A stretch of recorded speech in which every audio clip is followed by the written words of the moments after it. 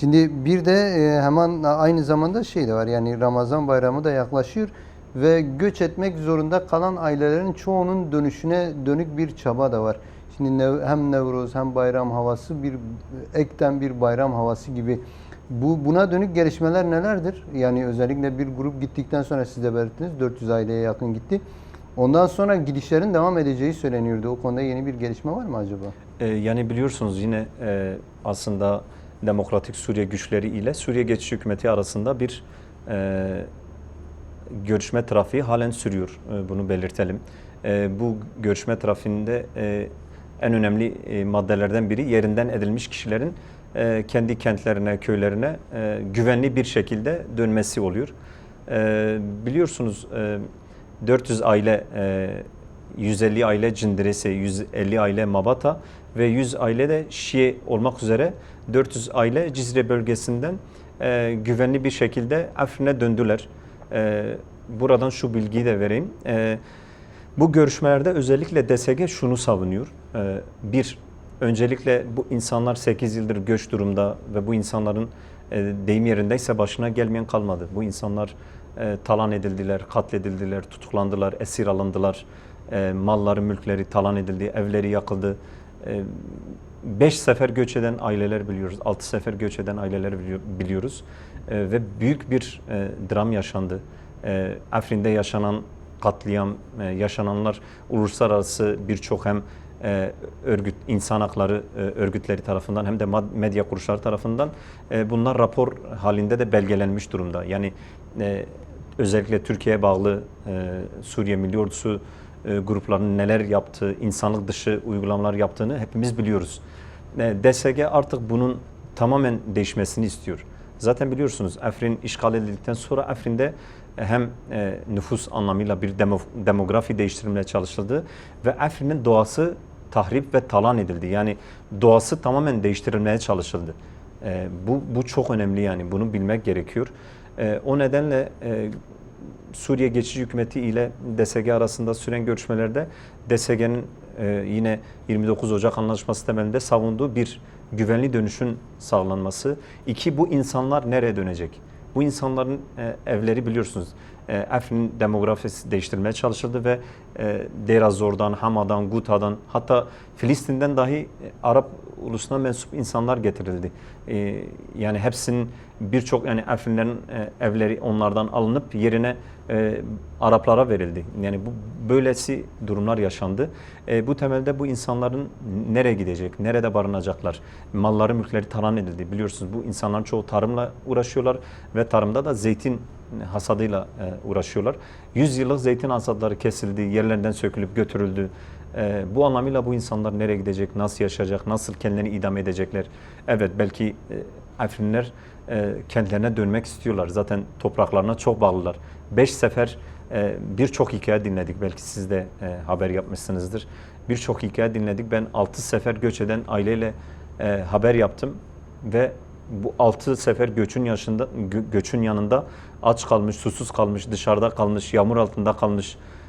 Ama sonunda ben Afrin'e dönmek istiyorum diyor. Yani Afrinlerin böylesi bir durumu var.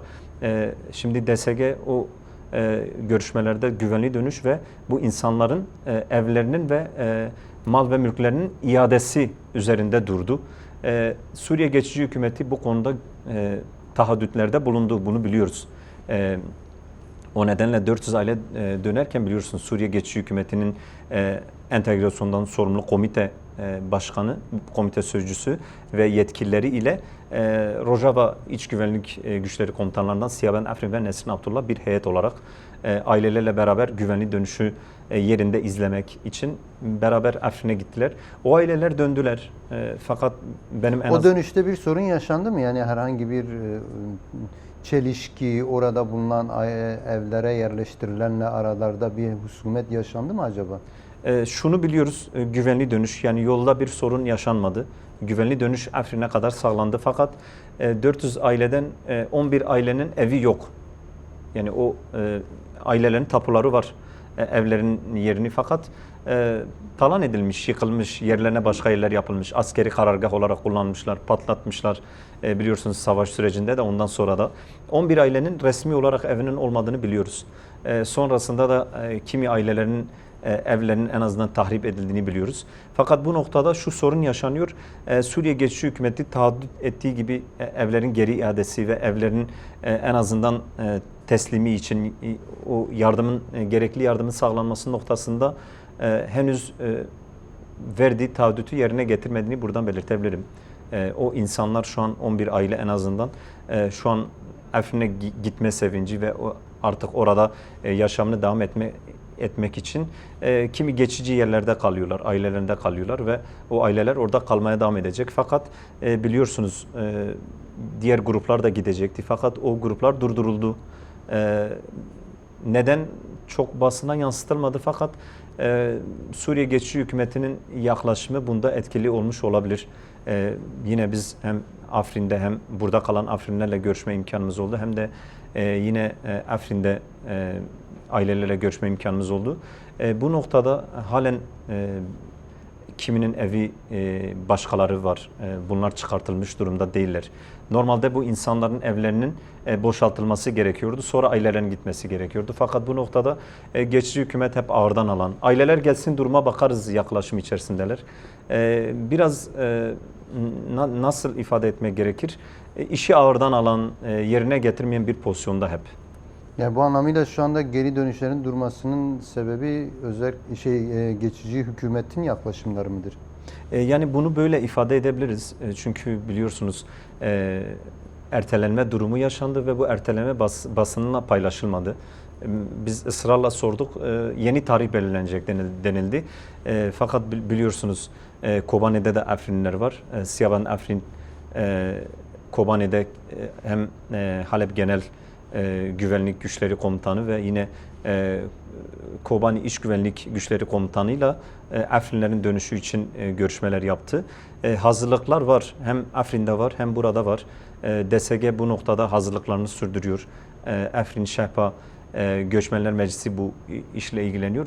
Hazırlıklar devam ediyor. Ailelere hazırlanın, hazırlıklı olun, gidilecek denilmiş. Fakat Afrin'de yaşanan durum tam olarak ailelerin dönmesi için tam olarak zemin hazırlanmış değil. Bu noktada Afrin İl Meclisi var. Bu Afrin İl Meclisi Suriye Geçici Hükümeti'ne bağlı, biliyorsunuz. Bu il meclisinin yapması gerekenler var dediğim gibi. Bu aileleri karşılamak, bu ailelerin evlerinin ailelere iade edilmesi, yine tarlaların, malların, mülklerini iade etmesi gerekiyor. Bu noktada biraz ağırdan alma durumu var. Henüz tam olarak istenildiği gibi olmadığı için şimdilik durmuş, fakat yakın bir zamanda yeni bir tarih belirlenecek. Evet. Bir de en fazla merak edilip sorulan, halkın da sorduğu Serikani durumu da var. Yani bir yandan Afrin'e dönüşler başladı ve ağır aksak olsa da devam edecek gibi görünüyor ama Serikani'de durum nedir? Özellikle oraya dönüşler başlayacak mı yoksa daha gecikecek mi? Aslında bu 29 Ocak Anlaşması'nda bulunan yerinden edilen kişilerin güvenli dönüşü maddesi kapsamına giren 3 kent var. Bunu söyleyebiliriz. Afrin, Serikani ve Grispi kentleri var. Biliyorsunuz 3 kentte Türkiye ve ona bağlı SMAO grupları tarafından işgal edilmişti. Evet, Afrin'de kısmi bir Suriye Geçici Hükümeti Afrin kentine gitti ve kısmi olarak da olsa bir güvenliğin en azından DSG ile yapılan görüşmeler sonucu Afrin'in güvenli dönüşünün olabileceği ihtimali yaşandığı için Afrin'e dönüşler oldu. Fakat Grespi ve Serikani bu noktada ayrı tutmak gerekiyor. Çünkü Serikani'de, Grespi'de bir kapalı kutu. Henüz orada neler yaşanıyor biliyorsunuz. Hem Türkiye hem de SMAO oradan bir haber dahi çıkmasına izin vermiyor.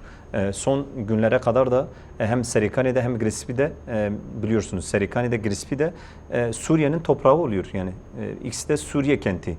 Mesela en çok Türkiye bunu savunuyor. İşte başka ülkenin, başka devletin sınırlarını geçmemek gerektiğini. Suriye'nin toprak bütünlüğünün parçalanmaması gerektiği en fazla onlar dile getiriyor. Evet, en fazla onların dile getirmesine rağmen hem Grespi'de hem Serikani'de Türk bayrakları, Türk askerleri, Türk kurumları, Türkçe dili halen de mevcut. Fakat son günlerde yaşanan tartışmalarla, görüşmelerle Suriye Geçici Hükümeti DSG'ye şunu söylemiş. Hem Giresun'da hem Serikani'de henüz biz yokuz. Biz henüz o kentlere gidemedik. Fakat Suriye Geçici Hükümeti DSG şunu söylüyor. Serikani'ye en kısa sürede beraber gidelim. Biliyorsunuz M4 yolu açıldı. Yakında Serikani ile Haseki yolu da açılması bekleniyor. Fakat Serikani'den bizim aldığımız son bilgiler şu. Türkiye bayraklarını şu an indirmiş durumda. Göz önünde olan, görünür olan noktalarında da bir sadeleşme durumu yaşanmış. Fakat tam olarak henüz geri çekilme durumu yaşanmadı. Biliyorsunuz Milli Savunma Bakanı Yaşar Güler de henüz çekileceğiz demedi. Kendisinin açıklamaları olmuştu. Henüz çekilmemiz gereken zemin oluşmadı gibi bir temelde konuşmuştu. Fakat Serikani'de bir hareketlenme durumu var. Giresun biraz daha henüz Türkiye'nin ağırlığı daha fazla. Serikani'de bir toparlanma durumu var. Suriye Geçici Hükümeti ile DSG'nin beraber gitmesi planlanıyor. Yakında yolların açılması planlanıyor. Bunlar görüşmelerde hep planlanmış şeyler. Yine biliyorsunuz Serikani esasen Haseki valiliğine bağlı. Yani valinin en azından yakında gidip ziyaret etmesi, oradaki insanları dinlemesi, mevcut Suriye Geçici Hükümeti'ne var olan demokratik entegrasyon temelinde Serikani'deki kurumların da hem sağlık kurumları hem eğitim kurumları yeniden dizayn edilmesi gerekiyor. Bu noktada Serikani en azından önümüzdeki haftalarda Suriye'nin önemli bir gündem maddesi olacağını belirtebilirim. Evet. Bir diğer önemli konu ve toplumun kılcal damarlarından böyle hassas noktalarından biri de esirler durumuydu. Bir grup esir bırakıldı, sonrası gelmedi. O konuda bir gelişme var mı? Esirlerin durumu ne olacak? Yani bu noktada da zaten biliyorsunuz yine bunlar hem var olan 29 Ocak Anlaşması temelinde yapılan görüşmeler sonucu var olan gelişmeler oluyor. Şimdi esirler meselesi özgün ele almak gerekiyor. Çünkü Suriye Geçici Hükümeti'nin de bu noktada ağırdan alan özgün bir yaklaşan bir durumu var. Yani benim kendi gözlemim o. Biliyorsunuz 29 Ocak Anlaşması temelinde evet kuşatma ve saldırı durdu. Fakat Suriye Geçici Hükümeti ya da özellikle Suriye'de biliyorsunuz çok aktörlü olma durumu var. Bu anlaşmayı istiyorlar mıydı, istemiyorlar mıydı durumu mevcut. Yani Suriye Geçici Hükümeti'nin bir anlaşmaya yanaşma durumu yoktu biliyorsunuz. Fakat son kertede bir anlaşma yapıldı. DSG Genel Komutanı Mazlum Abdi esirlerin sayısını 1070 olarak verdi. Ve bir görüşme trafiği başladı. Görüşme trafiği sürerken biliyorsunuz esirlerin bırakılma süreci henüz başlamadan Suriye Geçici Hükümeti Deir ez-Zor'dan, Hama'dan ve İdlib'ten yanılmıyorsam 59 kişiyi serbest bırakmıştı. Ve onları da aslında böyle anlaşmayı hafife alan, anlaşmaya uymayan, görüşmeleri boşa çıkan bir yaklaşım içerisinde olduğu için bırakmıştı. DSG bu durumu eleştirmişti. Sonra görüşmeler yapılmıştı. 59 kişinin içerisinde sadece 7 kişi DSG üyesiydi ve DSG'ye haber verilmeden bırakılmıştı. Yani gayri resmi yollardan mı serbest bırakıldı, öyle mi anlamak gerekiyor? Aynen öyle. Mesela esirlere işte Deir ez-Zor'da, Hama'da, İdlib'de olan esirlere birden bırakıyor. Zindanın kapısına bırakıyor. Hiç DSG'ye haber vermeden, kişiye bir şey söylemeden ulu orta bırakıyor. Aslında bu biliyorsunuz yani iki taraf arasında süren bir anlaşmaya diğer tarafın nasıl yaklaştığını gösteriyor. Bu temelde daha sonra görüşmeler yapıldı ve görüşmeler sonucu bir sistematik bir duruma kavuşturulması gerektiği temelinde bir anlaşmaya varıldı. O temelde DSG 100 esiri bıraktı. Suriye Geçici Hükümeti de 100 esiri bıraktı. Süreç böyle devam edeceği belirtiliyor. Fakat ben şunu söyleyebilirim. En azından benim edindiğim izlenimler. Biliyorsunuz şu an Suriye Geçici Cumhurbaşkanı Ahmed El-Şara 29 Ocak Anlaşması'nın için bir özel temsilci atadı. Ziyad El-Ayiş. Ve bu Ziyad El Ayşe bağlı bir entegrasyon komitesi var. Ve bu komite bir heyet olarak zaten sürekli DSG ile iletişim içerisinde, sürekli bölgede görüşmeler yapıyor. Defalarca zaten görüşmelerin işte basına çıkıp konuşuyorlar, açıklamaları oluyor. Esirler konusunun en önemli konu olduğunu belirtiyorlar. Fakat adım atılmıyor. Mesela şu an DSG Genel Komutanı Mazlum Abdi 1070 bir rakam verdi. Bu rakam daha fazla da olabilir. En azından benim yani bu DSG tarafından belirlenen bir isim ve daha önce de hem tutuklanan, yollarda tutuklanan birçok daha kişi var hükümetin elinde. Bunlar hem bu temsilcilerin ve bu hükümetin kurduğu heyetin yaptığı açıklamalar rağmen esir süreci işlemiyor. Ve geçici hükümet şunu DSG'nin karşısında bir koz olarak kullanıyor biliyorsunuz. 1070 az değil. Rojava ve Kürdistan'da biliyorsunuz birçok eylemde oldu. Ailelerin bir tepkisi var. Bunu bir koz olarak DSG'ye karşı kullanıyor. Yani Suriye geçici hükümetinin aslında burada samimiyeti ortaya çıkıyor. Eğer esir deniliyorsa ki zaten şunu da belirtmekte fayda var. Suriye geçici Cumhurbaşkanı Ahmed El-Şara Suriye'de genel af ilan etmişti. Yani bu genel af ilanından sonra DSG'de bulunan tutuklular da serbest bırakılmıştı. Hatta Haseki valisi Nurettin Ahmet birçok tutuklunun ailesini çağırıp ailelere teslim edilmişti. Yine Kobane'de de o süreç başlatılmıştı. Yani Haseki valisi bu af ilanına uydu.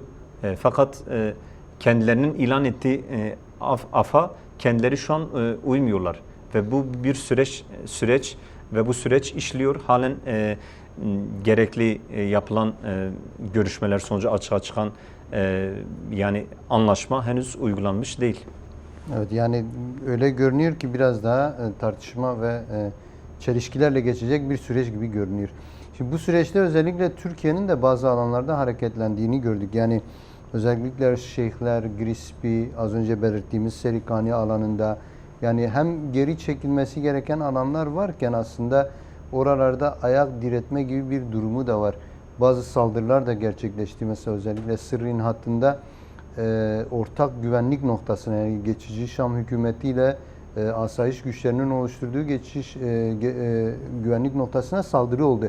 Şimdi bu alanlardaki Türk güçlerine bağlı çetelerin hareketliliğinin nasıl okumak gerekiyor? Yani biliyorsunuz Türkiye aslında Suriye İç Savaşı başladıktan sonra Suriye'de aslında artık fiilen böyle kurduğu örgütlerle Suriye'deki Suriye için politikalarını devreye koydu. Türkiye'nin bir planı var.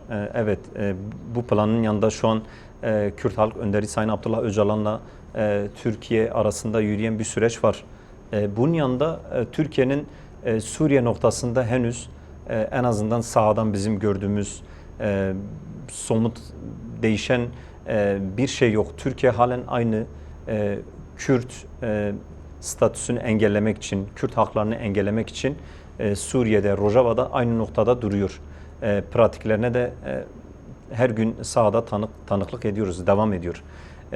Yani Türkiye'nin şu an Tel Hamis'te, yine Tel Koçer'de, Tel Barak'ta, yine Deir ez-Zor'da, Şeddade'de, yine Kobane'nin Şeyhler'de, yine Rakka'da birçok yerde kendisine bağlı grupları harekete geçiriyor. Bunlar sürekli basına yansıyor. Mesela şunu belirteyim, Kobane üzerinde neden kuşatma oldu? Herhalde bu 29 Ocak anlaşmasından sonra biz gazetecilere de en çok sorulan soru oldu. Madem anlaşma var, demokratik entegrasyon süreci işliyor, Haseki valisi atandı, Kobane'de neden kuşatma var?